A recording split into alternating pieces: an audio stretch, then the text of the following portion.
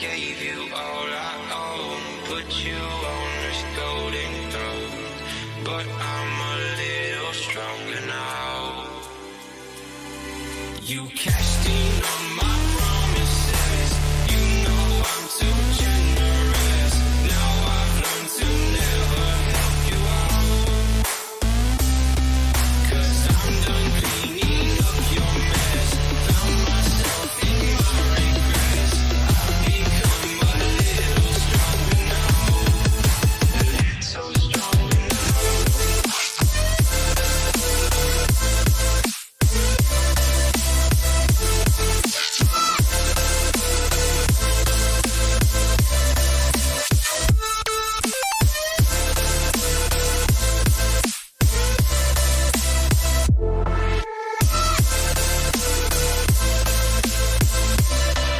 You cashed in on my promises, you know I'm too generous. Now I've learned to never help you out, 'cause I'm done cleaning up your mess.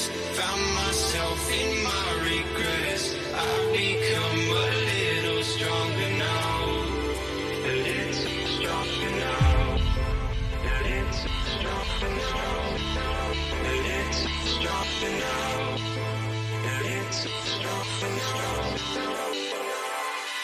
You cashed in on my promises, you know I'm too generous. Now I've learned to never help you out, 'cause I'm done cleaning up your mess. Found myself in my regrets. I've become a little stronger now, a little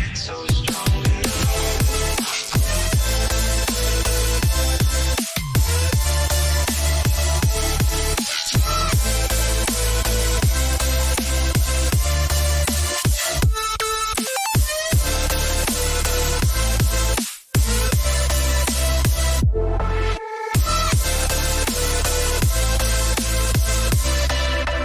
Cashed in on my promises, you know I'm too generous. Now I've learned to never help you out, 'cause I'm done cleaning up your mess. Found myself in my regrets. I've become a little stronger now, a little stronger now.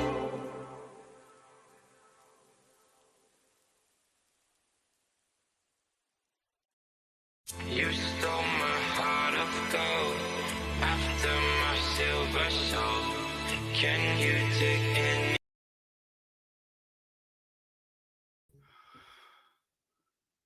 Hello, everybody. BMR here. Yeah, I tried to. I got something in my way, so I couldn't see exactly where to turn off the music. But that's okay because we've got Brandi with some technical difficulties. She'll be joining us pretty soon. And Monica's off getting some coffee. And I've got Krista, doing her thing on the phone. But welcome to Late Night. Once again, a show we've been doing now for, about 3 months. Everybody seems to like it, so we're going to continue on Saturday at midnight, 11 Central. And how is everybody in chat doing? Thank you for coming on in and joining us tonight.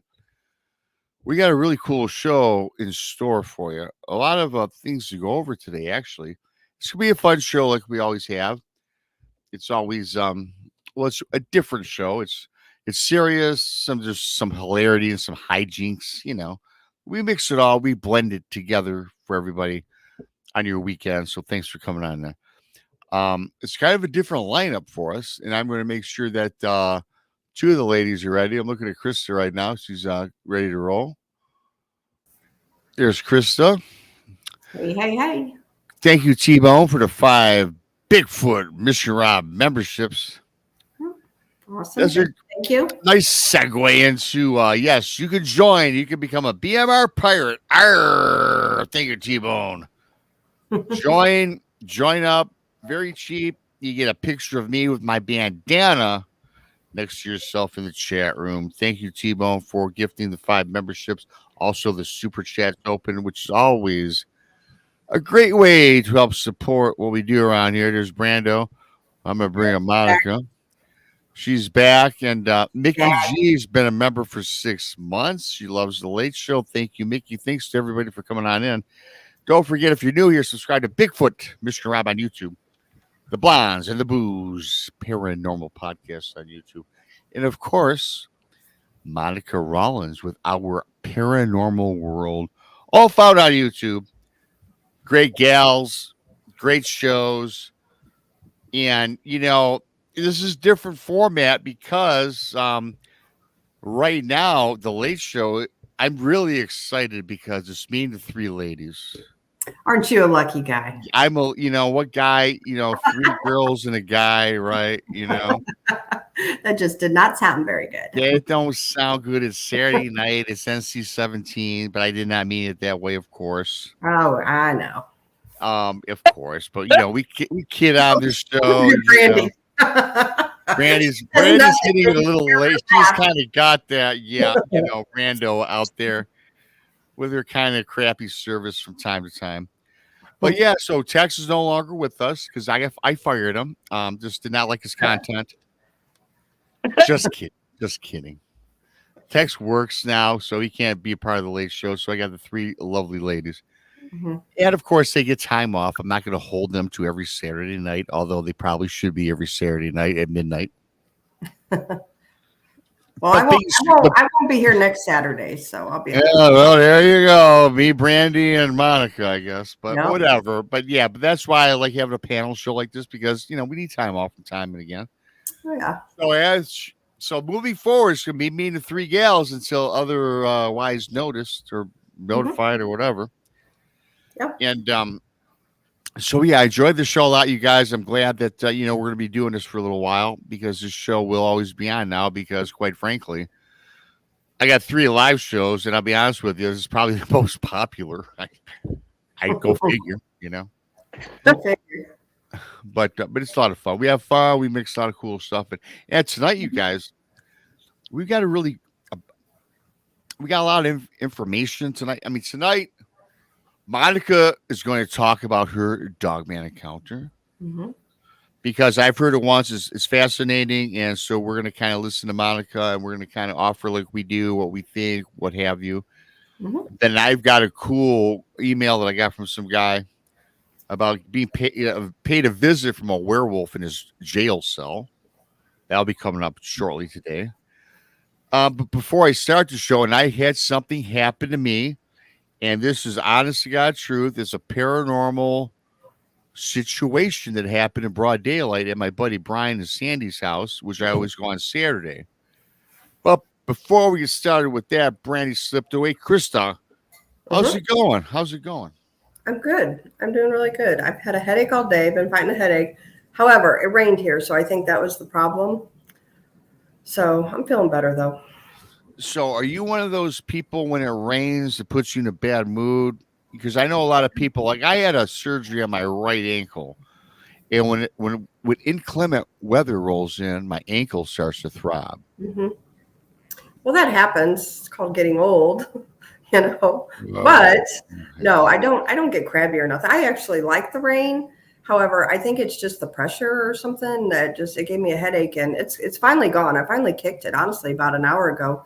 But I did nothing today except take my dog to get groomed, and that's it. Good old dog grooming. Yep.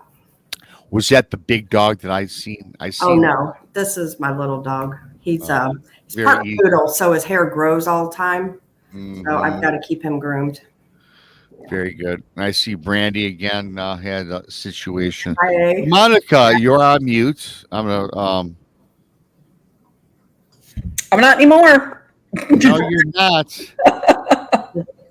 Monica Rollins, I'll say this for the last time. The lady that detests pizza joins us. I ate pizza for dinner tonight. Did you? What kind? I ate from the one place in town I'll eat it from. Yeah, you talked about the other day. Did you get the 3 tomatoes? I didn't get tomatoes on it tonight. I just got I got spinach, fresh garlic, and mushrooms. Very good. Well, that sounds great. And Monica, I will tell you, I'm never going to bring it up again. We had a show on that. I just understand you're just not a fan of Italian people, but that's fine. Oh yeah, it's the people and definitely not the food. Right? Absolutely. Caw, yeah. Yeah, there you go. But so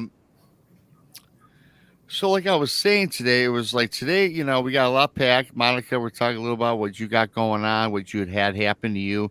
I got a cool werewolf jailbreak type story. But honest to God, you guys, so for those who don't follow me, if you're new here, I got my best friend's name is Brian. I met him when I was 13. I met his wife, Sandy, about 15. We've been best friends ever since. He's the guy that does not believe that I had a Bigfoot encounter.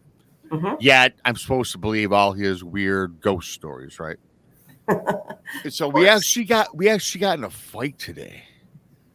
Me and I totally ripped him a new rear end with my tongue lashing right in front of his wife, who was on my side, of course. He said, "Yeah, well, yeah, right. You know how that went, Krista." He was bitching and moaning about going to work on Monday. I'm like, "Well, dude, it's only Saturday. It's 4:00 in the evening." Well, Rob, you don't understand. You don't really work what you do. So this kind of pissed me off. I said, "You don't understand what I do. Yeah. I work daily on the shows, the books, editing stuff, and then other things I have going on.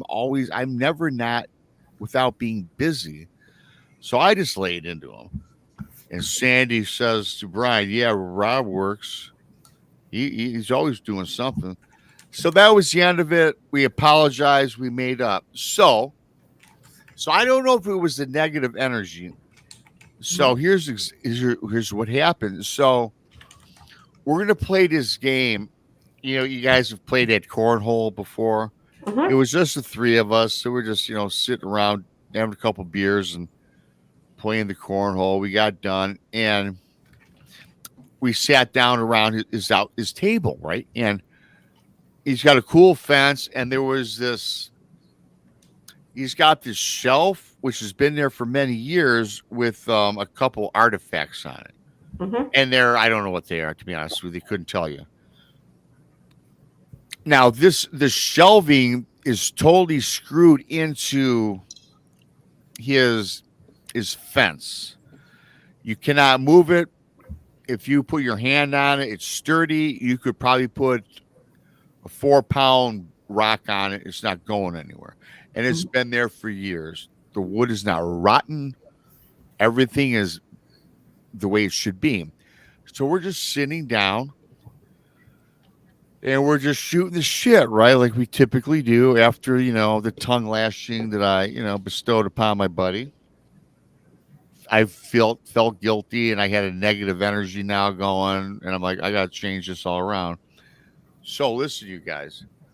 So we all, we're all back on the happy side of things, and the shelving on this fence, you guys listen, we're kind of looking in that area. And you guys were watching this for no particular reason. We happen to be looking there. You guys have fell off of the fence and hit the ground and landed on top of a glass bowl, which was beneath, and shattered it. It just popped right off and fell down. Now, when I say pop off, the screws did not come out. It didn't come off the hinges. It kind of like came off of it. We've seen it come off literally like you're picking it up and fell and dropped and smashed. When I tell you guys, it's very important to notice why I said this earlier. The shelf cannot be moved. It's been there for years. It's secure. It fell and hit the ground. We're looking at this in awe. What in the hell? No wind, nothing. In fact, you guys, in his very backyard about 4 months ago, we had 60-mile-an-hour winds rip through his backyard. There was a tornado in there, and that still was stationary. So we were like, what in the hell? How did that happen? It was like it just came off, you guys. It came a little forward and fell to the ground. What is it that fell off? just a shelf. Shelves. It was about a 16 to 18-inch shelf. And it just popped off. And it was on these nice hinges. And there was a couple of trinkets on top. What they are, again, I don't really remember what they were. And it kind of came out forward, the shelf, and fell right to the ground and landed on top of this like glass. Again, something with flowers in it, like a glass pottery bowl with flowers in it. And it, excuse me, it hit that and that shattered. Something peculiar about that is this too, because the shelf is a sturdy shelf, but certainly not heavy enough to bust the glass bowl, for one. And for number two, it should not have come off of this fence. In fact, we sat there like for 2-3 minutes looking at each other with like looks on our face like, what did we just see here? Then, of course, I said there was some sort of paranormal activity, some sort of spirit. So what did your negative friend say to that? Well, he said, you might be right. It might be paranormal.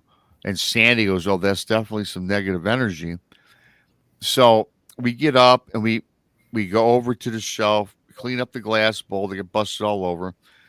And again, just for my affirmation, my reaffirming how solid this is, we picked it up and put it back on the couple hinges that was on that were not bent or nothing. We secured it. And let me tell you guys, we put it on there, and I personally took my hands, tried to pull it off, couldn't pull it off. I put weight on it with my fists on it, could not move it, would not budge. And it just it just popped off. So Sandy was sitting there because they were playing that cornhole game. So Sandy's mom passed away right around the same time as my dad. And my dad and Sandy's mom, Rita, her name, they had a very good connection. I love Rita. She was like, I've known her again since I knew those two. Great person. In cornhole, Brian was kicking Sandy's ass. He's up like 15 points. And he starts making fun of her. Nothing happens during this time. And then Sandy came back a little bit, but Brian won. So it probably happened 5 or 6 minutes after the game is over. 5 or 6 minutes after the game is when they came off. Sandy goes, I bet you that was my mom giving you negative energy, Brian. That was my mom pissed off because you were making fun of me. But no, that might sound funny, but I'm taking this in. I'm like, that could be a possibility, you guys. Yeah. So, but I got to tell you guys, this is broad daylight. This shelving had no reason to fall off and hit the ground, smash the bowl, or I should say the flowers were in bowl, I guess. Planter. I tell you what, you guys, I mean, I've seen a lot of odd things in my life, but to see that physically come off from the fence and drop with the force that it did. And again, I hate to reiterate this because I'm just trying to tell everybody, should never have come off. Never. Right. So we started talking about paranormal and stuff. And I said, well, I got to bring this up on the show tonight because this is crazy. Cool. And so yeah, that's how, my day started and kind of ended over there. I mean, you think that's just a fluke thing? I mean, you guys weren't there. I get it. So you're like, well, you're trying to probably picture this. I get that.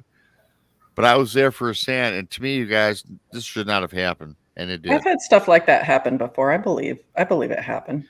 And I believe it's paranormal.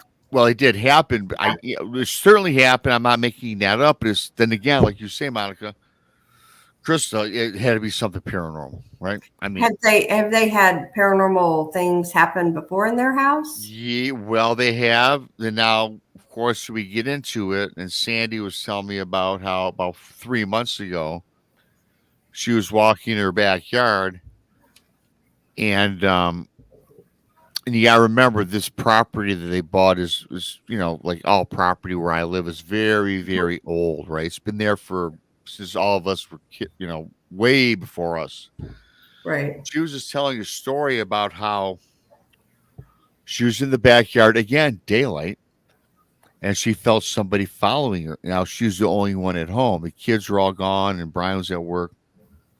She had just gotten off work. In fact, she was still in her nurse clothes or whatever. And she felt weird. And she says she turned around, Rob, I turned around, and there was a guy that looked like a man from the Civil War standing in back of her. Not transparent, not a ghost, of a full body figure. It disappeared. Now I said, are you just bringing that up and making this up now because of what just happened? She goes, no, I just don't want to tell nobody because it's weird. And I forgot about it. I said, well, you really forgot about that. She goes, well, no, I was going to tell you because I know you're into that stuff. But she just said she's experienced weirdness before. But I tell you what, that Civil War guy that's a story. I wasn't there. I can't corroborate that. But what happened in the backyard was just right in front of my eyes. And again, terror. I mean, it was crazy. Wow. That's interesting. Yeah, it's interesting to say the least. Mm-hmm. So that was like, how my day went, And I think, how we always talk about energy, vibration, frequency. But it was funny how it happened after. Certainly, Brian was making fun of the wife. And then he said, I don't work. And I bitched him. I ripped him. And the wife backed me. And then, boom, this is when this happens. So I'm thinking maybe some negative element was kind of showing itself, right? To maybe say, stop bitching and yelling or whatever it was, I don't know. I'm just guessing, throwing stuff out there. Yeah, it could be. Could have been. It could have, I mean, it doesn't necessarily have to be negative. Like your friend said, it could have been her mother just like making a point. That's not necessarily negative. That's just her no, kind of like, why you, yeah. And same thing with the Civil War soldier. It doesn't mean he's negative either, Yeah. No, I mean, it's startling to see a ghost, especially, if you're not used to that kind of thing. Right. It's, Mm-hmm. So, of course, I know. Yeah, it's very startling. Yep. But Cool. so I thought that was an interesting way to start the show, and see Brandi is. I don't know what's up with Brandi. She's, I don't know if she's gonna make it back. Needs to go in by the bar. She's gotta go by that bar over there. You always have good times at the bar. She'll probably get a better connection over there. She gets good connection there. Yeah, the other night I seen her at the bar. But it hurts her. It hurts her back or something to sit there. Well, we gotta get a new chair or something. I don't know. Right, where she can have it there and be comfortable. Yeah. So yeah, that was kind of a weird thing that happened today. I'm glad it happened today, so I could share that today. But it was just weird, and I'm glad I did it. And I'll forget about it by tomorrow. But it was just a weird experience. Right. So thanks to everybody for coming on in. Appreciate it. Right off the bat, we got thanks to T-Bone and Mickey G for the BMR Pirate memberships.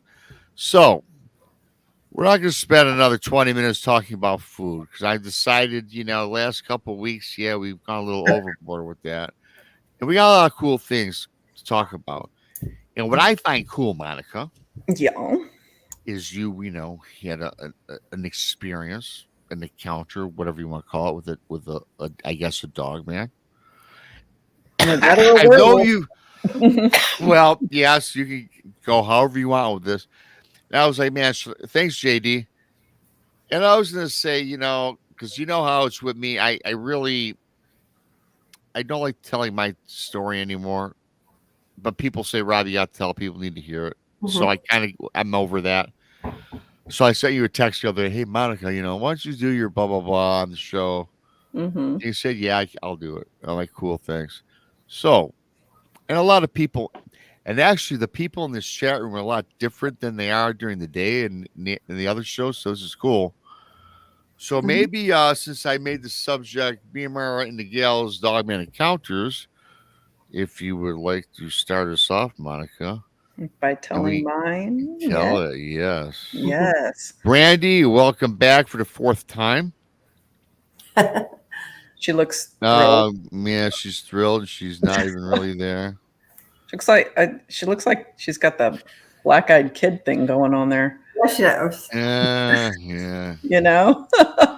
She's definitely in slow motion. Oh, I hate internet issues. It's such a Yeah. pain, but It does suck. It's the worst during live shows. I wouldn't even be able to do this if I didn't hardwire. I have to hardwire in because service here is the worst. Wow. Well, before you get on with that, Monica, I might as well bring this up. You know, Krista knows that for the longest time I had problems coming in and out, glitching. In fact, we have tremendous power outages around here, and I've lost and not done a show because of it, and she's had a fill in or whatever. And then I used to have this glitch, and I started getting mad because I redid my computer and I got the highest speed you can get. Eventually, I broke down and said, "Screw it! If I'm doing this, I'm going to buy the best." But I was still having these glitches, and I must tell you, and I've had the same service for like a decade, and I'm not switching over. But I've had 2 different boxes changed out, 2 different routers, and they're like, "Dude, man, we got to stop doing this." I said, well, "Let's get to the crux of the problem because I still have the same problem." Then I had to tell them, "Look, I'm going to go somewhere else." And I've had maybe 10 repairmen here or service people here, maybe literally in 3 years. I finally got a guy who had enough gumption to really investigate the problem. And you know what it was? He got up on a ladder and he replaced the cable wire outside my house because I still have cables that go antenna to house. I'm not underground. You know, we don't have that fancy Dan underground stuff around here. He said, "Your problem is squirrels. They ate through the coating of the cable and exposed all my wires. So whenever it rained or got windy, the wires were exposed to the elements, and all it would take is a little movement where it would throw off the internet." So they replaced all my lines, and ever since that day, that's been the problem. I haven't had a problem since. So just a little tidbit. It's your squirrels, everybody. I'm going to have to look into that. Really? Yeah. Seriously, like Rob went over a year with Yeah. internet in and out, real choppy. And Oh, yeah, I did. The little bastages were in my attic going through my wire And a few years ago. you might want to check into that then. Yeah. yes, I would not even have thought that. I wouldn't think a squirrel on the lines are eating into the cable lines, right? But apparently mine did. And I will say this, I got 50 of them running through my yard on a daily basis. I've got cats, so they're kind of controlled. They get up into my attic where the cats are not. Well, one thing too, Monica, you don't know about, Krista knows, I have wild cats that roam the neighborhood. I mean, they breed like cats breed, almost like rabbits, right? And we got all sorts of stray cats, and when I talk about cats, they're big. They don't have a homeowner. They don't live anywhere. They live outdoors throughout the entire year, and they're kind of scary. Well, they're stout if they're outside in the winters there. They certainly are. They are. Oh, yeah.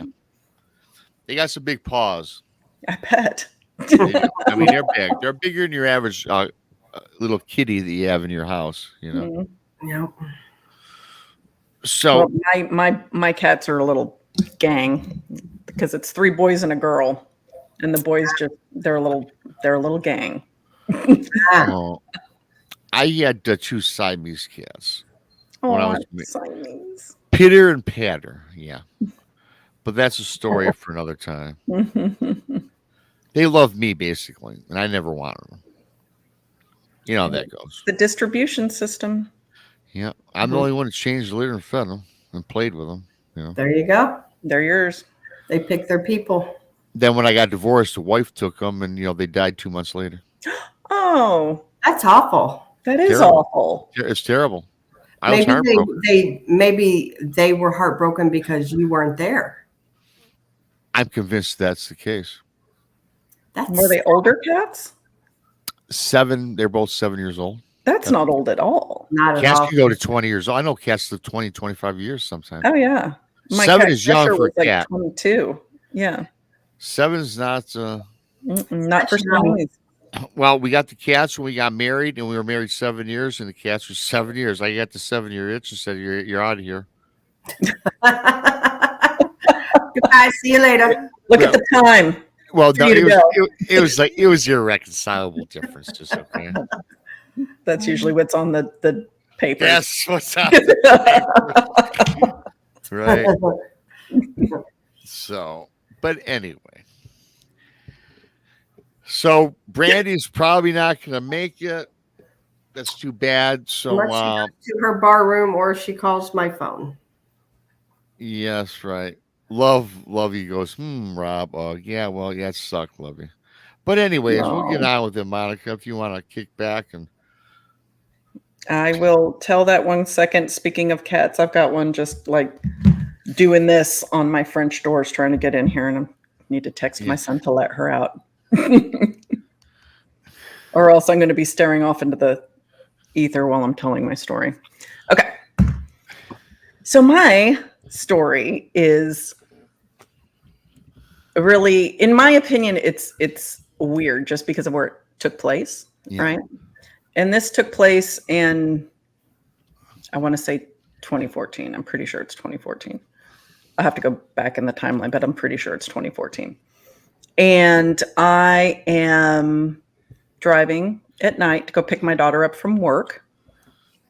And it happened in, I'll just get this out of the way. It was in Dallas. It was in the city limits of Dallas, which was like not where you expect to see something like this. So I'm driving down a pretty major thoroughfare in Dallas, and I turn off onto a residential street, and it is a shortcut to where my daughter works. And it is a fairly affluent area of Dallas. So they're pretty large estates. And this particular neighborhood, the estates had like an expansive lawn in front, and then the homes were down a hill towards a creek area. So in the daylight, you would only be able to see the roofs of the homes. And as I turn onto this residential street, there really aren't any street lights here. There's one maybe 30 yards down the road on my side of the road. And it's the only illumination on the street in this area. So I turn, haven't even accelerated yet, right? So I make the turn, I'm just starting to accelerate, and I see movement off in the corner of my eye, and it's running and it's low to the ground. It looks like a dog, right? So I think it's a dog, and it's not slowing down. It's coming straight towards the road. And I don't hit the accelerator because I don't want to hit the dog. Mm-hmm. And, as I'm going, it must notice me. Because it changes direction and starts coming towards my car. And I'm thinking, okay, well, that's weird. And as I'm starting, to turn to look at this thing, as it's getting closer to me, I am hit with this just incredibly negative feeling. And I called it evil. I don't know how else to describe it. And I've never before in my life felt something like this. I have never since in my life felt something like this. But it was just this wave of just malicious intent, just evil, just maliciousness. And it's just literally like waves, like crashing on me. And I'm just suddenly terrified. And I think it's a dog coming at me. And I'm turning my head, and it's, coming straight at the car, kind of like diagonally. It's coming at the car now. And as it's getting closer, it starts kind of jumping, right? I thought it was loping, but it's kind of a jumping. And I'm thinking, what the? And as it gets closer, it starts really like making bigger, like higher bounds until it lands outside of my passenger window on the lawn beside me. And it was around Christmas time, because there was a lawn, like a Christmas lawn ornament that spelled joy, like vertically. And it landed kind of close to that. And when it landed kind of like I called it a runner stance, but I guess you could say like a superhero land, where like one arm's down and one arm's up, kind of for balance. Yeah. And I'm turning my head and I can see what it is now. Like I see what it is now, even though I'm not looking directly at it yet. You see what's going on there. And the entire time I'm getting this evil, like nasty, malicious feeling washing over me. Wow. And there's this voice in my head saying, don't look right at it. Because you can't unsee that. You know what that is. You know what that is. You see it. I mean, I can see it, but it's like, don't look it in the eyes. Don't look right at it. And so, I mean, all of this is happening so quickly. I'm still kind of turning my head and I can see the street light illuminating the fur hair, whatever, like on the side, the finer hairs. It had the pointy ears. It had the snout. Yeah. It was a shorter snout. It wasn't a super long one. It was like a blunted almost snout. And it, it lands, and I want to say it started to stand up and then it crouched back down, and I'm still slow rolling by, and it ducks its head and kind of cranes its head out and looks at me through the passenger window, and then just follows my car with its neck as I'm driving by. And that's creepy. Yeah. And it was like maybe 15 feet from me. Like, wow. Max. So you had, it was like really low. Yeah. And it's all you. Yeah. And it's looking at me. And, as I'm, I still hadn't like hit the gas. I'm still kind of slow rolling. Mm-hmm. And that evil feeling still coming over me. This like voice in my head's like, don't look right at it. Don't look like in the eye. Like, because I couldn't tell you what color its eyes were. I don't know. I don't look it in the eye. And I remember it was dark brown. I remember the fur. I remember because it when it landed, I could see like it had that hyena like hump on its back. Wow. Like I saw that. And then I do have a dash cam, freaky. I do now. But I snap out of it, right? And I slam on the gas and just tear down the street. And I am still terrified. Like I am terrified. I have never, ever been that scared in my life. I mean, I have sat on dark country roads by myself in the middle of nowhere. I have done investigations like really remote places with really weird things happening around me. I have never been that terrified. I've never had that kind of just evil like feeling come like focused at me. So I'm flying down the street. I'm running through stop signs. Like I'm stopping for nothing. And I am so afraid to look in my rearview mirror because I'm convinced this thing is chasing me. Right. And at any minute, I'm waiting to feel it just jump on the back of my car. And I'm thinking, this thing's going to get me. They're going to find my car on the side of the road with, blood everywhere, and nobody's going to know what happened. But I mean, like I said, I just slammed on the gas, blew through every stop sign between there and the end of the street, which is where my daughter's work was located. So I was just going to ask you, how far of the distance was it to where your daughter was for this? Probably 3/4 of a mile. It wasn't that long. Not far. Holy cow. That's scary because to me, I'd be sitting here thinking, oh my God, my kid's got to come out. Yeah. Well, yeah. I mean, so I pull into this parking lot and I turn around so that I'm facing the street I just came out. Right. Mm-hmm. And she wasn't ready like to go 100% yet. So I'm sitting in the parking lot for a minute and I'm looking at this dark entry to this road. And I'm thinking, I'm going to see this damn thing come walking out of here. Right. Cause I'm still like keyed up and scared. Wow. And, so she finally gets in the car and I'm debating, like, do I go back down that road? Like if she sees it too, then it's kind of validation, but I also like don't want to subject my daughter that either, because she was only 17 maybe. So I'm like, I'm not going back down there. Mm-hmm. And then, so I take the long way home and we get home and we get, in the house, and I went straight to bed. And I just remember laying there in bed. I was afraid to go to sleep, and running through my mind is, can this thing track me? Can it track me? Can it smell, like get my scent? Can it track me here? Now you're thinking this in your mind, right? You're thinking about all this. Yeah. Yeah. I mean, I'm laying in bed. Like, can it find me? Yeah. Because I'm not, a ridiculous distance from this. Yeah. Yeah. And, it's in the middle of Dallas. What's to keep it from coming over here now? So every night coming home, I would be afraid to walk from my car to the back door because I'm thinking this thing's going to come popping out of the bushes. There's no reason to think that it can't track me down. And I used to run at night, right, through my neighborhood because it was, kind of hilly for Dallas, and I'd get a little extra workout because of the elevation change. Yeah. So I tried to, like, I'd say like a week later, I was like, I got to keep it up. I want to go out.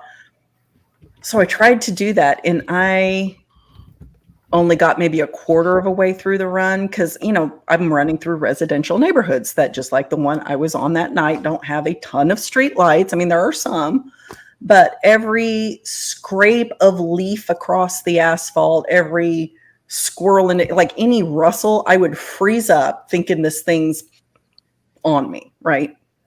Every shadow, I think it's in the shadows. It scared the crap out. Like I had to stop running. Like I couldn't run at night anymore. Wow. And it was really traumatizing. But what's interesting is 6 months after that, right, I had planned this big camping excursion with a bunch of friends. So we were up in the Gifford Pinchot, and we were at this campground that's kind of, it's in the middle of the Gifford Pinchot. It's in the middle of the mountains, right? And there's, not a lot of people around. We were like one of maybe two groups in this giant campground.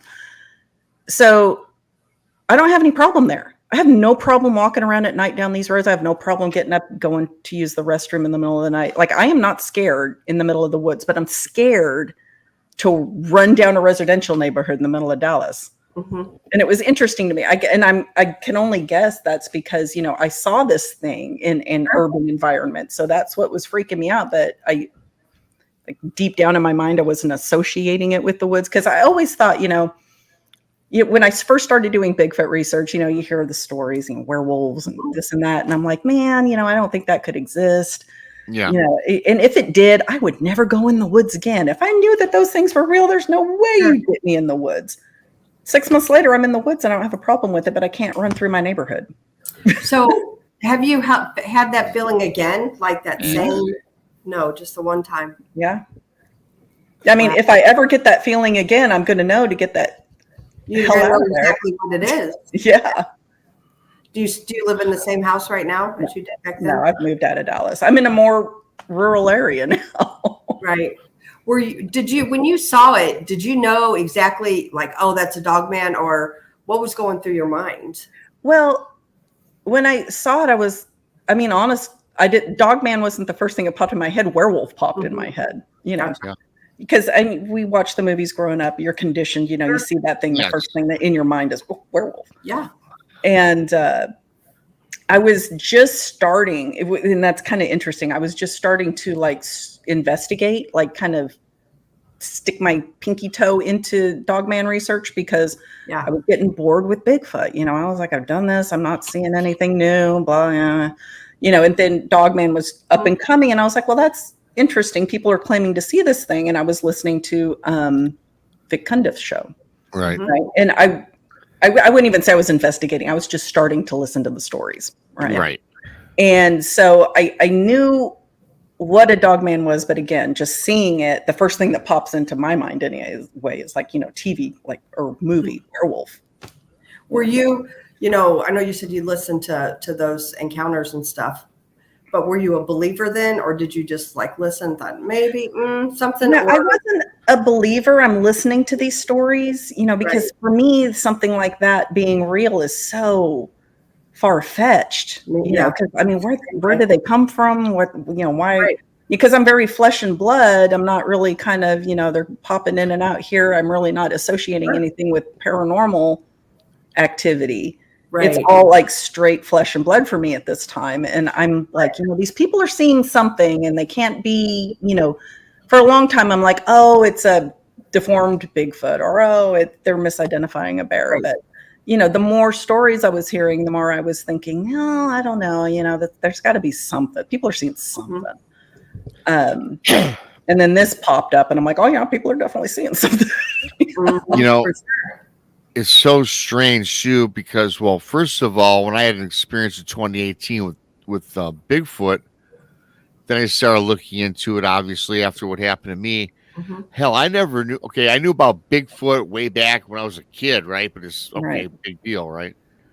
So when I started getting involved with this, then Dogman just came up out of nowhere. I'm like, what the hell's a Dogman? Right. This is like not too long ago, right? Got involved with that. But you know what I find fascinating about what happened to you, which certainly was traumatic to an extent, I would imagine. Obviously it was, worrying about it as you sleep at night. We always hear, what I love about hearing the stories, how everything, you even made mention, everybody's having these encounters, these things they've seen. And what two things that pop out to me right away is this: of all the people's stories I've read, people that's been on the show, always two elements. Mm-hmm. The feeling of dread. Mm-hmm. You get that feeling that you shouldn't have. You start thinking that something's going to get you. You're just in the wrong place, wrong time, and you tense up like something's bad's going to happen. And yes, certainly we hear about Bigfoot maybe following people or paralleling you in the woods, but with the Dogman, they seem like they're always on your trail, following you home to your destination. I've had people that, and what's crazy about it, I had a guy tell me he was in the woods 30 miles from home and saw these red eyes, seeing what he thought was an oversized wolf or dog person in the woods.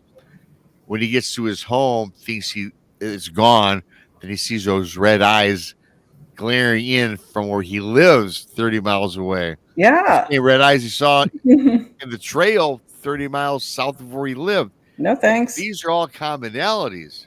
Right. Mm-hmm. With a lot of these. A lot of them are different, but they're so similar. The one thing that strikes, of course, is that feeling of dread that everybody seems to say. Yeah. I mean, it's interesting. I've never, like, all I can say is I've never felt anything like that before. I've never felt anything like that since. And when I tell you, it was like waves. It was like, I can't even describe it. It was almost like a physical thing hitting me.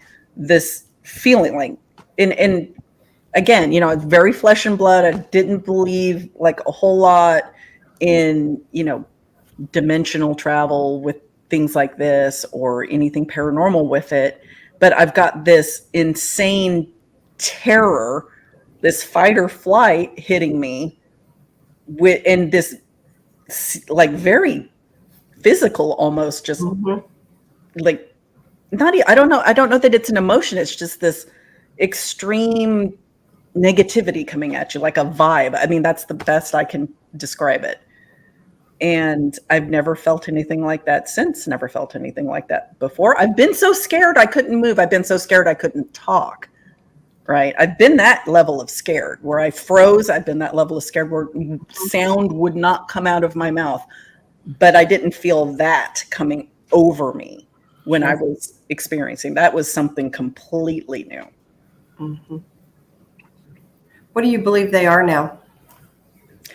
See, I really struggle with it because where did this thing come from? I mean, even though there are creeks and tributaries and waterways, all over North Texas, right? It definitely in Dallas. This thing wasn't small. I mean, I couldn't tell you how big it was because it never stood up fully. I mean, it was big though. And something that looks like that's going to stand out a tad, so where did it come from? And, I didn't tell anybody about it for a long time for obvious reasons. But, the first person I told was a very close friend, and they said, that's not, you didn't see what you thought you saw. She goes, you don't know what you saw, but it wasn't that. And that really, that really pissed me off, because I'm like, how dare you tell me I don't know what I'm looking at? Right. It's not like I'm some city person who never goes into the woods and's never done anything. I know the difference between a freaking German Shepherd and this thing that's bouncing at me with right. Right.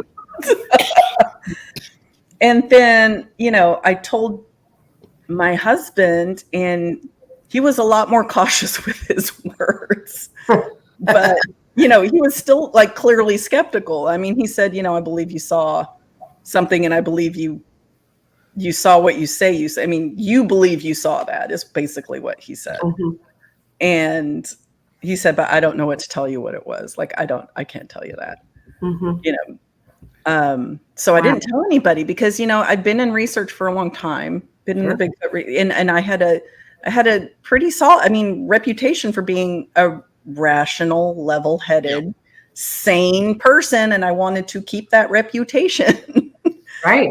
And when you start telling people I saw a werewolf that was hitting me with these like insane, negative vibes, I guess, you sound a little crazy. Sure. So I kept my mouth shut. I told a friend of mine, like a couple of years later, he got mad that I didn't tell him sooner, but he was the one that was really pushing the whole supernatural angle at me, because I was still, really holding on. It's got to be flesh and blood. There's no, I don't believe in portals and stuff like that. Like I couldn't open my mind to it.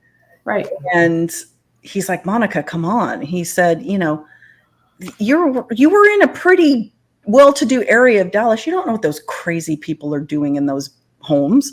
He goes, they could have been summoning something. They could have done rituals. He said, portals he said all kinds of stuff could have happened. He goes, where did it come from? Where did it go to? Yeah. Yes.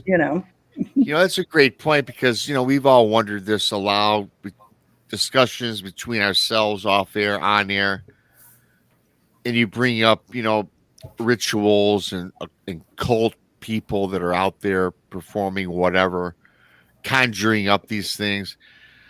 When it comes to Dogman, I couldn't tell you what it is. Obviously, I lean towards something that's not natural. Although I've heard about your typical, the first time I heard about a Dogman was basically a dog stood on its hind legs, hocked legs, right? But could walk, and had an oversized head of like a German Shepherd. Mm-hmm. They call that the bipedal canid or canine. Okay, fine. I get that. But not to run and for, city blocks. And then we hear about these dimensional beings. But what I want to talk about, when it talks about the feeling of dread and people feel like something evil's happening, and again, this is just speculation and out there for debate and discussion, with all these going back to these cults in the woods, in the cities. They don't have to be in the woods. You could be in the basement of somebody's home. You could be your neighbor. Mm-hmm. It could be at the bottom of the bar. I remember I was talking about, Monica, the underground bars in Detroit, right? Where who knows what was going on down there. Right. I think that some of these things can be conjured up and brought forth, right? And they might be from somewhere we don't want to know where they're coming from. Mm-hmm. Some entity. And maybe the Dogman is really, you never hear about it except for the LBL. You always say the LBL, put that aside, but you never really hear about Dogman killing people, right?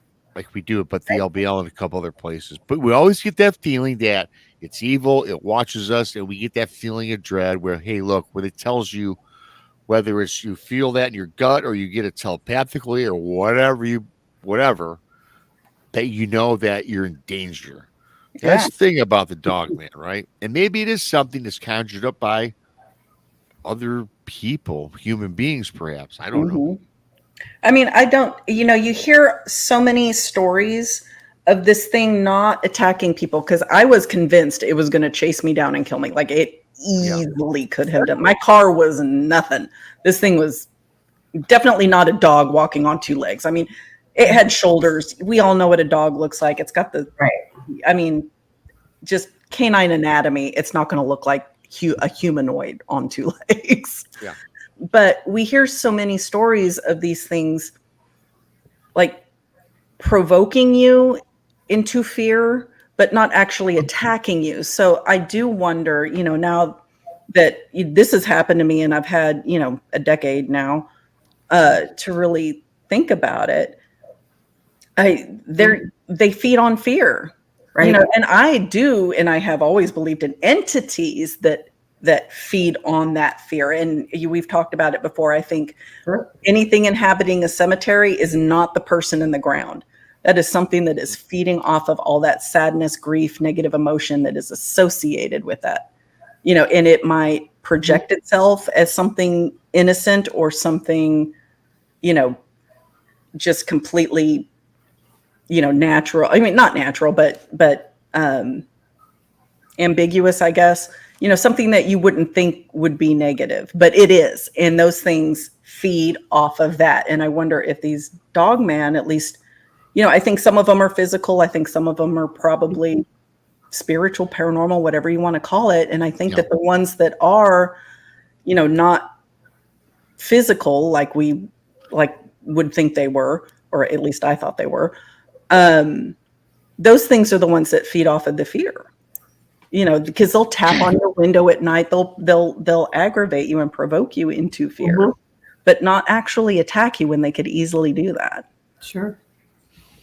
And you hear a lot of them, smile, like, at people like, hey, and it's not a friendly hello smile. It's one of those, evil smiles. Yeah. It's got that smile, and I can never figure this out, how something with the snout could curl up, as I've been explaining this, curls, it gets that crazy grin. Yeah. I heard looking at somebody's car window, following them down the road. Kind of like you, Monica, had that. Yeah. But it was obviously on the roadside of the road. We've heard of Dogman running equally with cars at 35, 40 miles an hour. Right. And looking in the car, like, I can get you. I would have flipped I don't know what I would have done if it started, like I said, I was convinced I was going to feel it hop onto the trunk of the car, right? I was waiting for that to happen. Wow. And I was afraid to look in the rearview mirror. But I mean, if I saw any kind of movement out of my periphery, I guarantee you I would not have looked out my window for fear of what I would have seen. Right. What time of night was this? It was like 11. It was like 11:30 at night, because I remember it was between that time that my daughter would get off. Gotcha. Wow. You definitely had a scary encounter. Yeah. It was terrifying. And it didn't last that long. I mean, I make it sound like it lasted. It was like seconds. Well, yeah, I mean, of course. Hey, but, everything slows down when you're in that state of mind. Like when I hear what happened to me, I tell the encounter, and I try to condense it, but it's so hard to condense something that happened to you. 20 minutes, I can probably tell that. 20 minutes. The whole encounter was 20 seconds. Yeah. I mean, really, Well, you have to give all the detail and everything. Yeah. Yeah. And again, what happened to me, time stood still, so it seemed. But then again, it's just there's so much more to it than just seeing something. It's something we can't process, and I think our brains, they don't catch up to what we're seeing. Which maybe is the thing that maybe makes time stand still, because our brain is behind what we're seeing. It's processing everything, right? It wants to take in as much information as possible in that time. Yeah. So I think it seems like it's slowing down. It's just your mind gathering all especially if you're think you're going to die, or something is predatory, right? You have to have all of the information to know what to do next. So I must say though, that's a story there. Did you story encounter experience? Yeah. Did you happen to see teeth? I don't remember seeing teeth, because it didn't it didn't grin at me. It just, it just, it landed, and then I want to say it did something. It started to stand up, but then it ducked back down, and it lowered its head and kind of craned its neck like it was looking like, looking at me in the window. And then I remember the neck was moving with the car.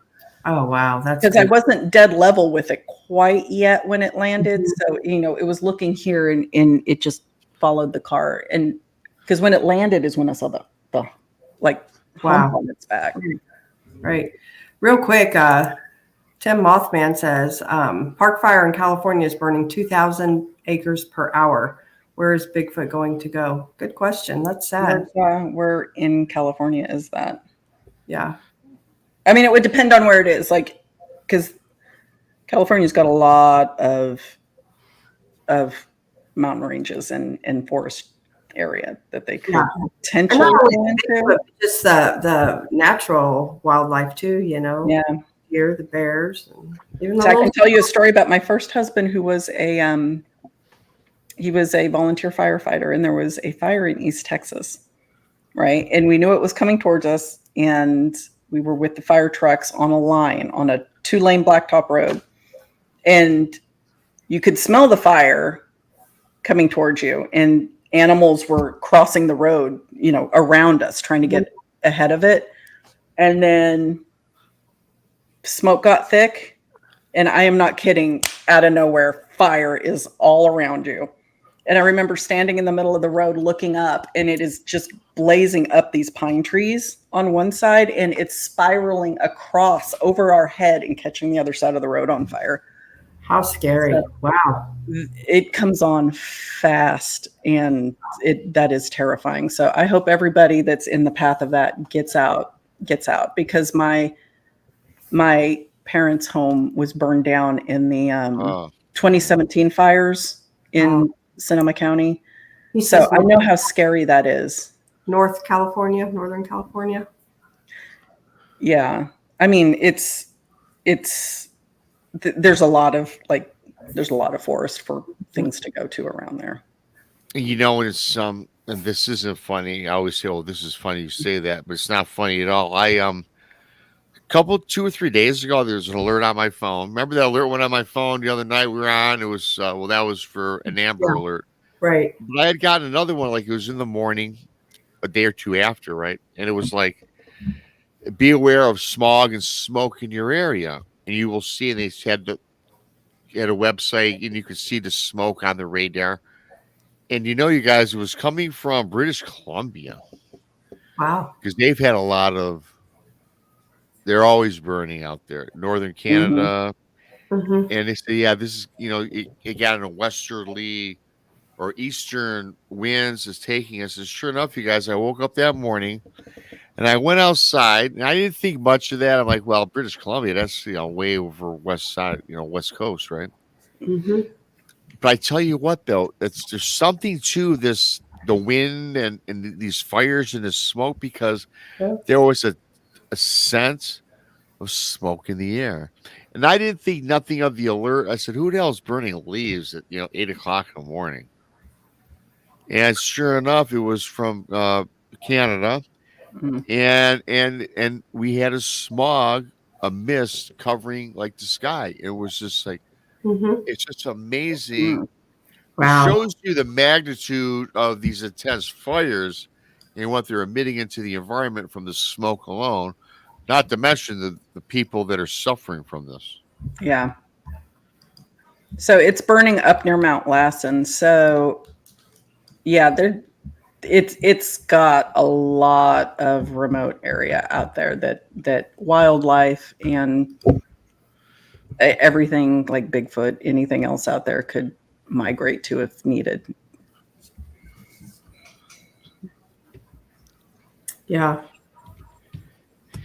And that is a good question too. Bigfoot in the fire, where do they go? Mm-hmm.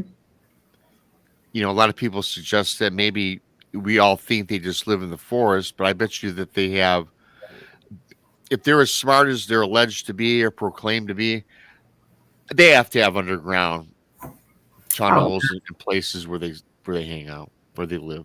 I bet, especially during the winter. But then again, California doesn't matter. Mm-hmm. They suggest the Dogman travels from tunnels Mhm. to and fro. I believe it. Kentucky, all the tunnel systems in Kentucky. Yeah. And Kentucky's filled with craziness, right? Just don't know. Nope. Another thing we don't know about. I got this story I'll share with you guys. But before I do that, I'll leave you two alone for a minute because I got to take care of someone with my mom. Take me 2 minutes. I'll be Mhm. right back, though, with the Jailhouse werewolf Dogman encounter. It's a cool story. An email some guy sent me, and we got to break this down because I wonder about it. I just wonder about it. Give me 2 minutes. We gotcha. Carry on, Good. young ladies. We'll carry on. We can come up with something to talk about. We'll talk about anything. Yeah, we can even still stick on the Dogman, things, like BMR had said. Do you think that they travel like in the cave systems and things too? Yeah. Mhm. I think a lot of things are probably using cave systems to travel. Yeah. A lot of people believe in, inner earth theories. And I think a lot of people, when you think, inner earth, they think hollow earth or, something like that, which sure, maybe.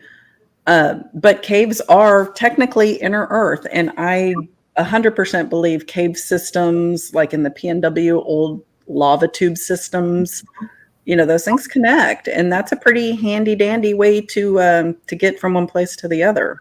I believe that too. And a lot of people believe like these things, like they move like, I don't know, away, and then they come back, Do you believe that? I think they stay in the same areas, is my opinion. I don't believe that they migrate. Well, I don't think they're crossing the U.S. No, I mean like migrate. Do you think, because some people, I've talked to, they believe that Dogman, Bigfoot, that they all like migrate. And I don't. So I don't know enough about Dogman to have an opinion on whether or not they migrate. I've heard stories like, they come down from like the central US down into the lower states in the winter. Sure. Bigfoot, I do think some, not all, but some clans would migrate, right? So you want to go from a colder environment to a warmer environment, just like the geese, let's say, right? But I think like the PNW Bigfoot, right, or the Alaskan Bigfoot are up at higher elevations in the summer and they come down to lower elevations in the winter for obvious reasons.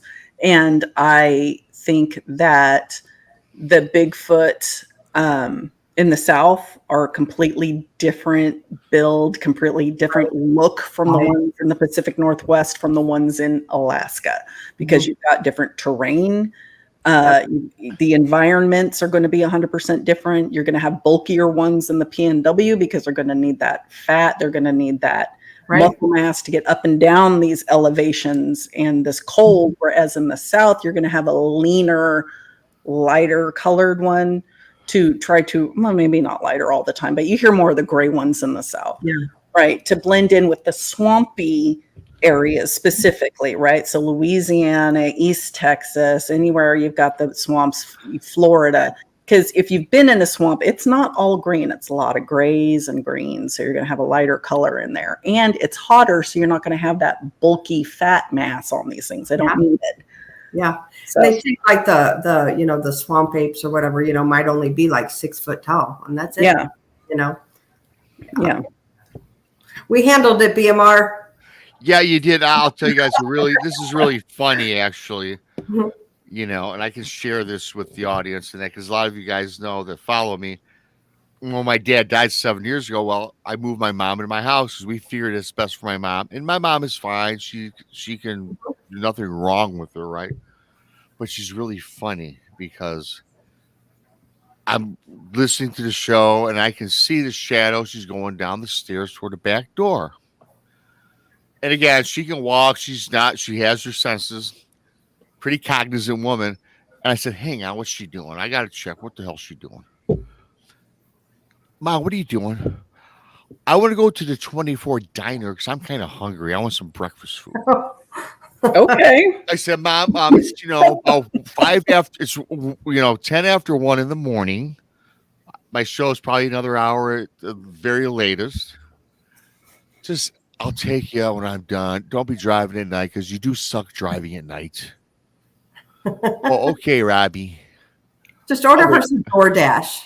That's so sweet. No, she don't like DoorDash because it comes in a styrofoam box. Everything's all soggy, and Gotcha.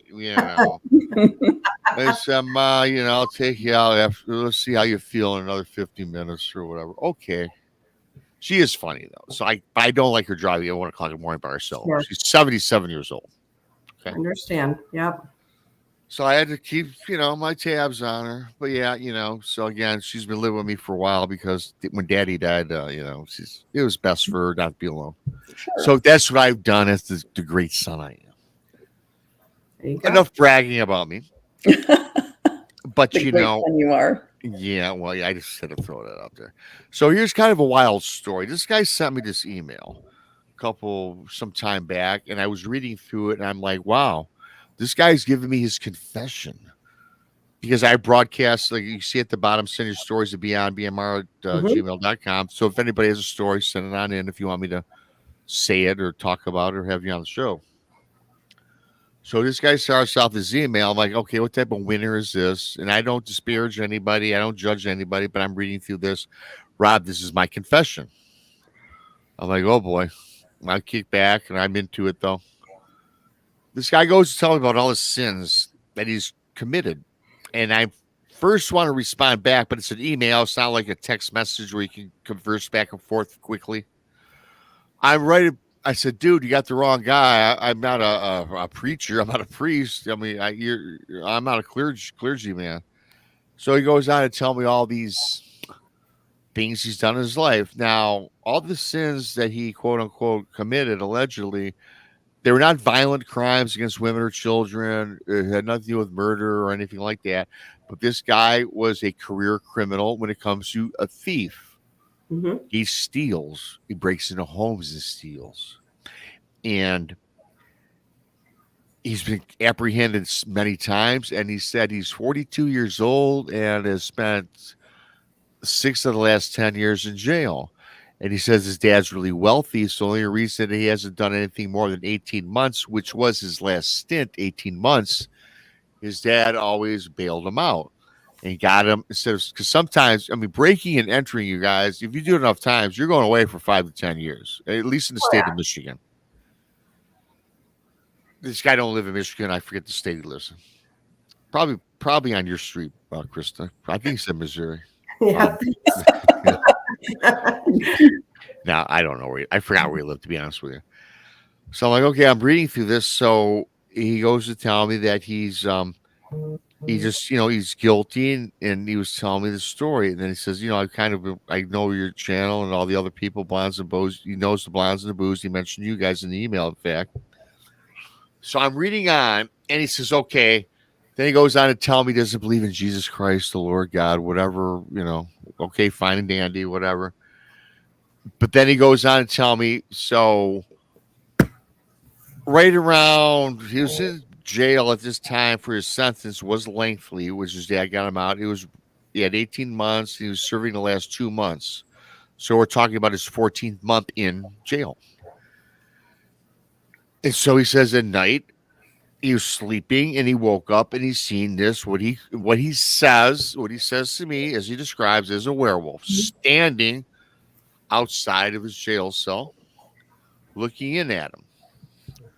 And this guy's like, am I dreaming? What's going on? He's rubbing his eyes, doing all this. And he's like, okay, I don't believe this. So he says then this werewolf creature, apparition, entity, whatever, kind of walked through the cell. And I said, well, I'm thinking too, though, that I don't think they have bars anymore in jail. I guess maybe the real old ones.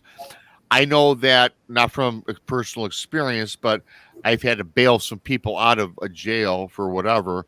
And it's that thick plastic plexiglass, right? It's not bars like you see in Western movies, right? They stay in their bars. And I'm like, okay, well, what, again, different states, different strokes, different folks, different states, I guess. But he says it kind of comes through the bars and it's at the foot of his bed. And it's sitting there. And he says, and this thing is looking at him. He says, man, it was just a creepy looking werewolf type creature. And then it communicates to this guy. And it says to this guy, you're just like me. He's communicating to the man in his bed, in his cell. You're just like me. You can become one of us. And again, this is in the email. I'm reading it and stuff like that. I'm like, holy cow, you can be one of us. And this guy's like, one of you? He goes, yeah, I feel your energy, your negative energy. And he's telling this guy he's a bad man and you're not going to last. You need help to further your nefarious activity. So this guy's like, wow, and he says, so this, I guess it says to him, embrace the power. I give you the power. So this guy's kind of, doesn't know what's going on. He goes, Rob, I'm in jail. You cannot, we're not on drugs in jail. We don't do, we're clean, sober and everything. Plus he did state to me, not even an alcoholic or drug addict. Because immediately what I'm thinking, perennial people do thievery. They've got some sort of substance problem. That's just hearsay, I guess. We've all heard it all the time. No, not in any of that. He just he thrived. That's how he made his money, despite having a wealthy old man, his father. But his father wanted nothing to do with him, didn't trust him in the family business, whatever the father was going on in life, right? So 2 months roll by. He gets out of his jail. His dad, of course, he picks him up.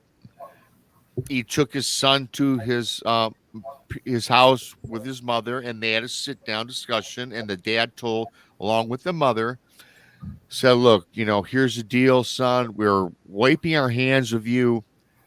You just you put your mother through so much agony and pain that we're just sick and tired of this, how your life is. I don't understand this, brought you up, this, that, and the other. So he says, here's what we're doing for you, son. He bought him a trailer in the middle, like the woods somewhere. He gave him, it was a relatively new trailer that he bought his kid. He gave him like $6,000 in cash and said, this is it. Go and listen, man. See you later. Sayonara. It was like it was the curtain call. The son, thank you, Dad. Dad drops him off at the trailer, and the guy now is living in the woods in this trailer with the money his dad gave him, and now he's like by himself, right? Mm-hmm. About a week after he's in the trailer, he hears this noise outside his trailer. He hears like people, something or someone walking around his trailer. And he's kind of disturbed by it. He gets out, and as he says, he goes down his, this little staircase that led up to the trailer from the ground. There's nothing there. He takes out a spotlight. He's flashing into the tree line, the woods. He happens to look on the ground. He said he saw these tracks. Tracks, he says, I don't recognize. They're not human tracks. So he said he was kind of creeped out. So he's like, wow. So he goes back in his trailer, and he goes into his living room in his trailer, and he's watching his television in the part of the trailer. Before he went to bed, he just could not. He was trying to shake the feeling that somebody was outside his trailer. So he says he finally gets up. He goes to bed. He lays down in the bed, and he says he falls asleep for maybe an hour or two. And all of a sudden, at the end of his bed, he kind of wakes up to the shaking and rattling of his bed, right? And he wakes up, he looks at the foot of the bed, and there's that werewolf creature entity standing at the edge of the bed, looking at him. He says, Rob, it's the same creature that I saw in the jail cell. And again, it's looking at him. And again, telepathically, it says, you're free. All you have to do is say, yes, I accept, and we'll take you into the brotherhood, I guess. I don't know, the brotherhood, whatever he said. I don't know. I'm just coming up with a word there. Well, you'll become one of us. You are now a good person. Join us. You'll grow with us, right? In evil, nefarious activity. Mhm. So this guy's really now freaked out because now he knows he's not really dreaming from when he was in jail. He goes, this is all too real to him. So the guy just said, "You leave." And he said for the first time in his life, because he did not believe in God, he starts to pray. And then this entity, werewolf, whatever you want to call it, it's gone, it disappears. Mhm. So this guy doesn't know what to do. He knows that his father and mother told him, here's your trailer, here's your money. We don't really want to see you again. Sayonara. But this guy's got nowhere to go. He's really scared. So he leaves his trail and he drives back to his parents' house. Mhm. Drives straight to the parents' house. He gets to the parents' house, knocking on the door 2 or 3 o'clock in the morning. You know, the porch light comes on. It's dad answers, sees his son on the porch. And the father can tell that his son is really, he's distraught. He's like out of sorts. And the dad, of course, like parents are going to do, despite telling your kid never come back, certainly he takes his kid into the house. And his son told his dad what had happened in the jail cell and what had just experienced at the trailer about this werewolf entity and the message it sent him. And he's literally breaks down and tells his dad, I don't know. I guess I'm paying for my sins, right? His dad says, you know what, son, spend the night. I'm taking you somewhere in the morning. Go to bed, try to get some sleep. I'm going to get you up and I'm going to take you somewhere.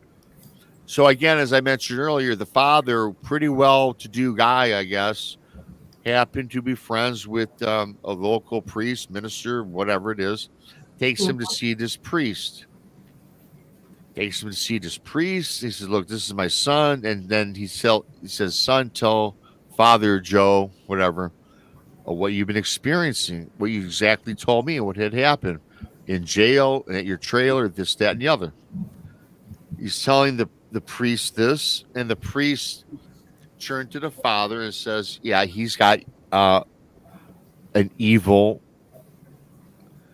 connection of some sort, you know, or maybe like we always talk about an attachment, right? Mhm. And he tells the father of the son, he can stay with me and I will guide him through this, but he has to go with the way of the Lord because that's the only thing that will save him. And then he asks his son, do you believe in Jesus Christ, blah, blah, blah. And the guy goes, no. But he did make mention that I did pray and it went away. So 6 months goes by. He's living free of charge. I'm sure the dad was giving the priest money, whatever. He was there 6 months and the priest who was whatever the priest was talking to him about, but he was living with the priest for a while. And at the end of 6 months, nothing, everything. The priest says, hey, you know what? I think you're on the straight and narrow. Just remember everything that I told you. And of course, you can't live here. I mean, it's not an orphanage. You got to go back on your way. Kid goes back. Kid, he's in his 40s, goes back to the trailer, talks to his dad, goes back. And sure enough, you guys, as soon as he goes back within a week, he says he has the same vision, the same entity, paid him another visit at his trailer with the same spiel. You know, you're become one of us, this, that, and the other. And he said then he left again, went back to his dad's. And his last email correspondence he gave me, which was actually, hang on, I'm going to pull it up, 2 weeks ago. Still living with dad and everything's okay. I just don't know what this is. Can you advise? And I email him back. I can do the best I can. And here's what I suggest, which was, I just made I don't know what to tell the guy. I just said, here, I'll get back with you. So we talk about Dogman. We talk about all these entities and, we're into the paranormal. What the hell happened to this guy? I personally don't think it was a werewolf. Was it a manifestation? Hey, Monica, you just show on tulpas. You manifest these things. Not sure he was manifesting anything. I'm just wondering. I don't think he was I think manifesting. something for sure happened. I think he was paid a visit by something. The question is what? Or did he make it up? A number of things. I mean, if he's really that bad of a, which he didn't sound like that bad of a guy, but I mean, just a common thief, Well, I mean, he's a thief, but he's not like murdering people. He even told me, he says straight up, no offenses against women and children, nothing violent. In fact, he even told me that when he broke into homes, he never had a weapon because he didn't carry one because he thought that maybe he would do something he would regret. Right. So I think that it could have been, and I really hate people that call everything demonic, and I try really hard not to do it. But in this case, I think it definitely could have been something like that. And it saw in him the potential to go darker and more evil. Exactly what I was thinking. Yeah. And it's trying to lure him into that. And rather than going the route of, hey, this is enticing and looking like something that's, like somebody would gravitate towards, it's trying to scare him into it, by appearing and manifesting as this werewolf looking creature, because it's recruiting him for sure. I mean, that's a recruitment spiel if I've ever heard one, right? Certainly. And I think that, that something is really interested in him. And the fact that he admitted, like, I don't carry a weapon because I don't trust myself, tells me that he knows he can dive pretty deep and dark. He knows he's capable of it, and something else recognizes that capability within him, and it wants to use him to draw that out and get his soul, I guess. Yeah, so Krista, Monica, you're cool about saying, and Krista says not everything is demonic, but what the hell? I mean, I don't know. I'm not as smart when it comes to the paranormal yet and stuff like that. But are there really such things out there that want to drag us down and really show themselves like that? Like, absolutely. Like a vision? Oh yeah, heck yeah. Yeah. Like they want, I mean, it's a thing. If you believe in heaven, there's yin and yang, right? If there's a heaven, there's a hell. If there are angels, I believe in heaven and hell. I mean, I believe in God, therefore I do believe in the devil. I know that he has to exist. Yeah. And the other. I don't think hell is lakes of fire. I think hell is something completely different. Well, you've heard that story too. Yeah. But I mean, it's a fight for souls, right? In the end, I mean, if we're looking at it like that, he's trying to hang on to his humanity and the good in him, and something is recognizing that he has the potential for like some pretty evil stuff, it sounds like, and it's trying to worm its way in there to get that out of him. Right.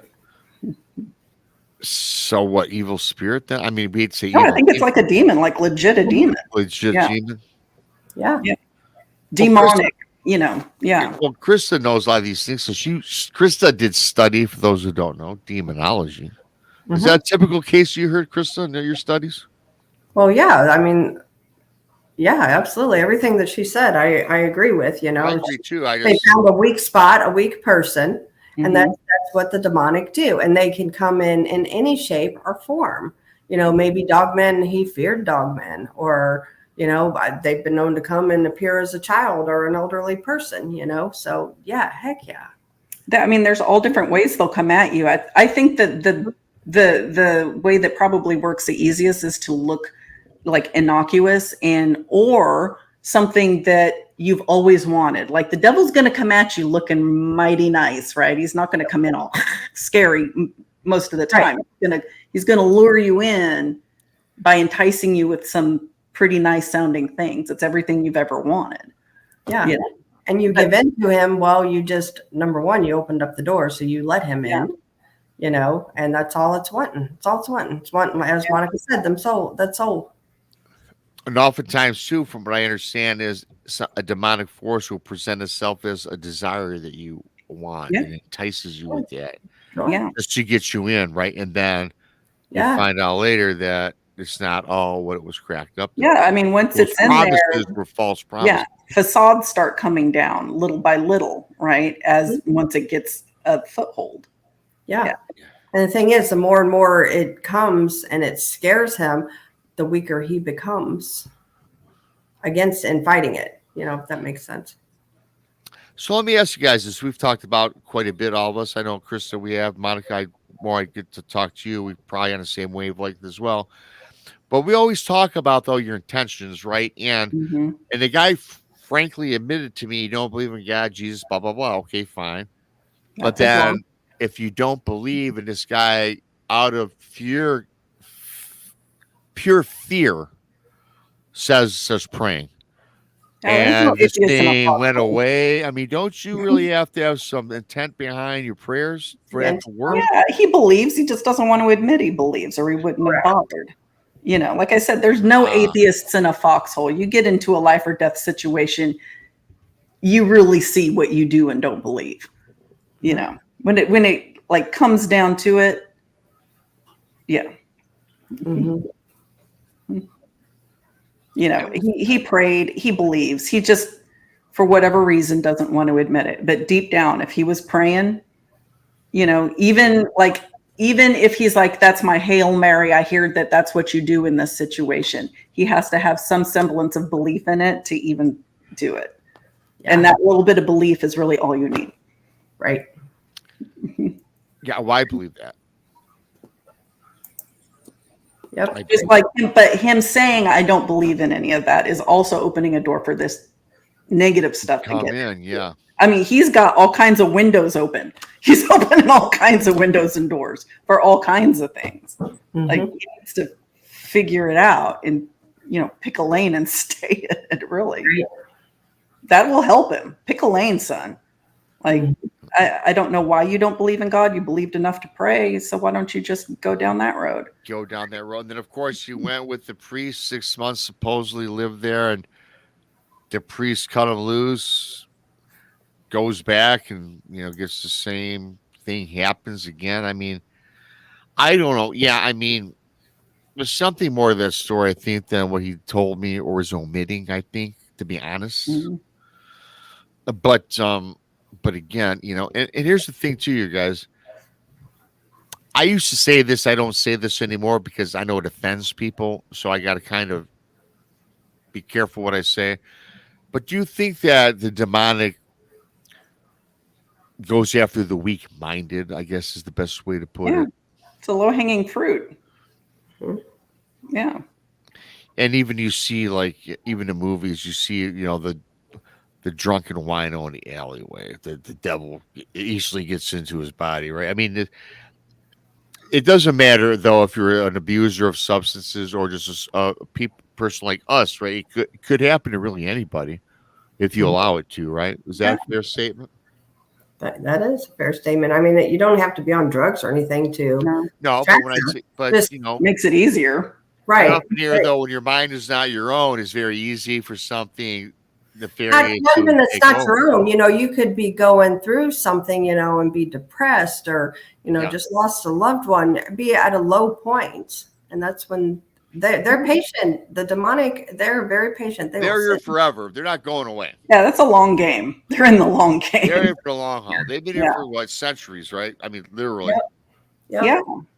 I mean, the you know, the weak-minded are the people that are experiencing substance abuse or mental illness, or you know, and it's not even necessarily their fault. Like, no, they're running families, and you have no control over that. Even substance abuse is someone's fault. It's something that just I mean, it's how your body's wired. You're, you know, wired for addiction, and it's unfortunate.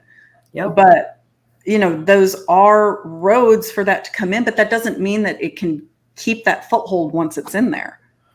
Like, you can 100% like fight it, but I mean, I think it's for the people that don't understand what's going on. And again, you know, the devil is in the details, and the devil comes looking like really tempting things, right? Really tempting things. Everything you've ever wanted. It looks very sweet. It's like a sweet deal, you know? So once it gets in there, it gets in there, but you know, you can get rid of it too. I mean, Krista knows that.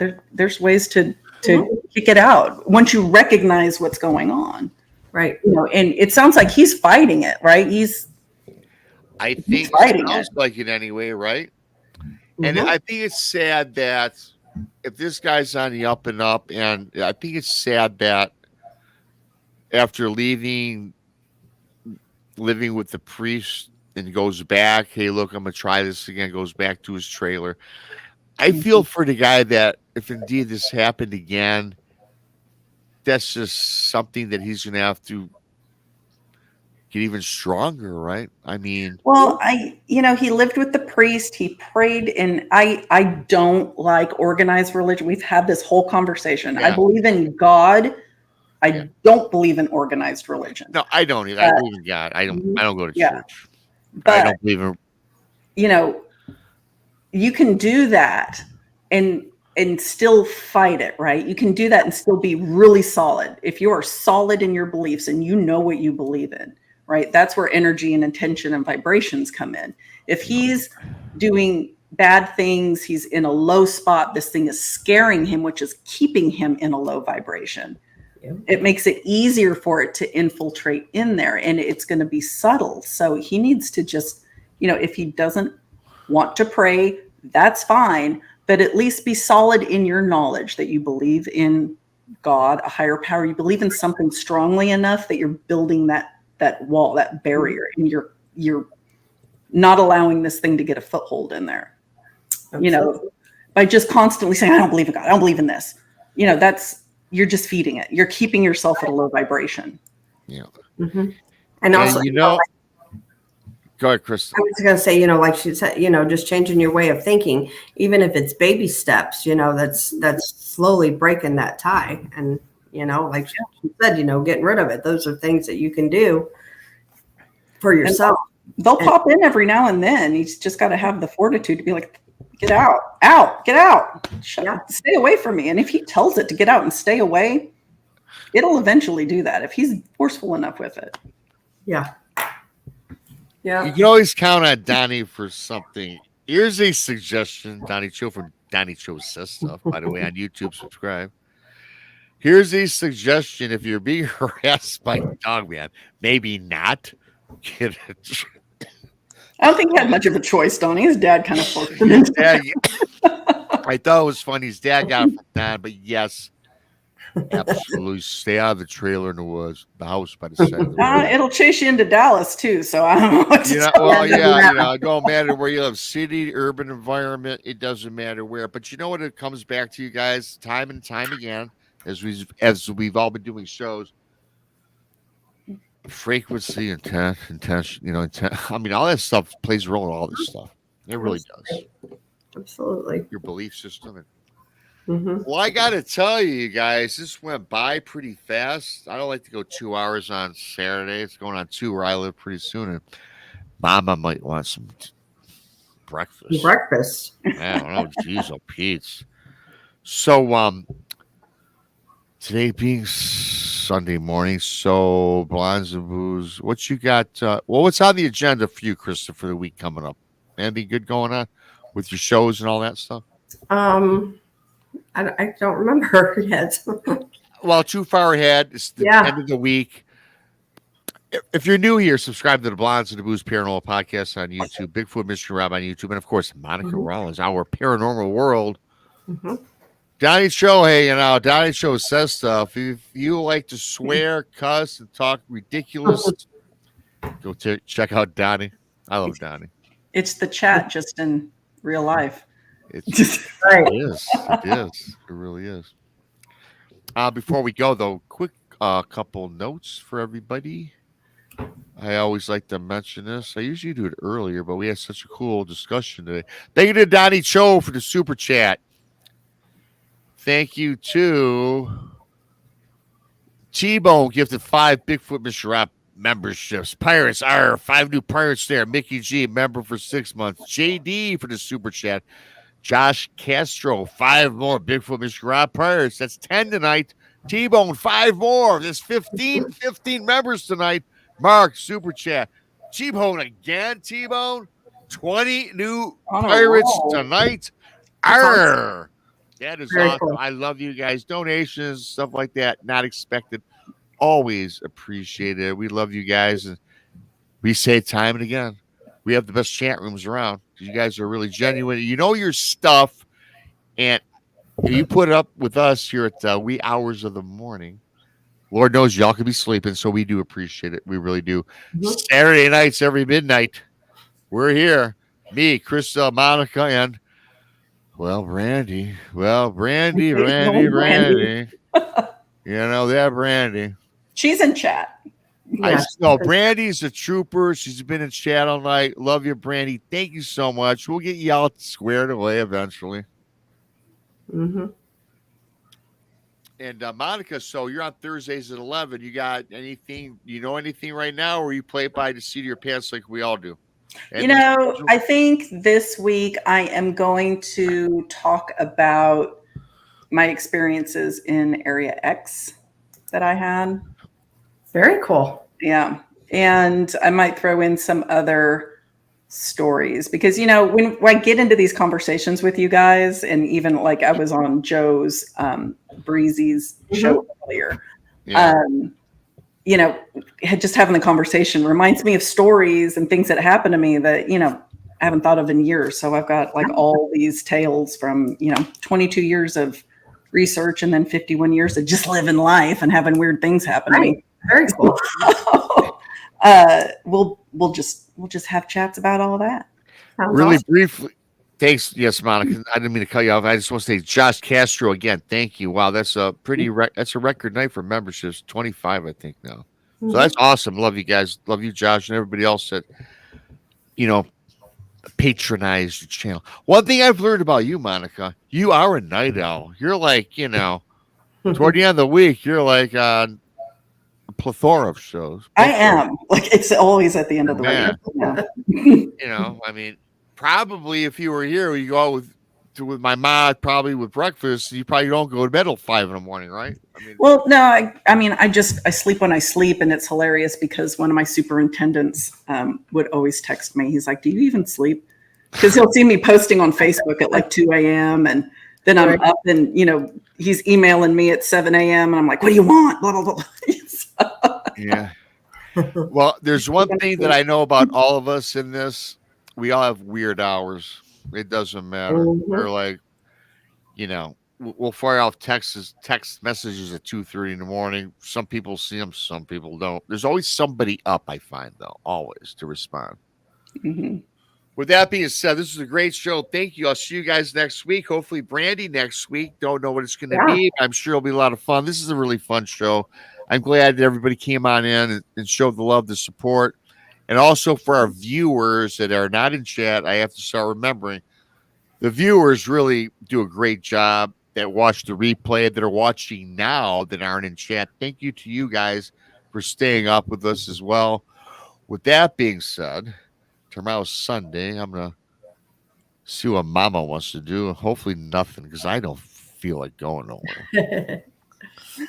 She's going to want some breakfast immediately. I think I'm not getting away with this. I know she's probably watching too. I'm going to pretend I'm still on. So she's waiting. She's waiting to go eat. Her belly's I hope she's not watching, because she'll know exactly when I end, right? With that being said, love you all. Thank you, Krista. Thanks, Monica. Thanks, Brandi, for being at least monitoring the chat. So with that being said, till next week, BMR, Krista, Monica, we're out. Good night. Night.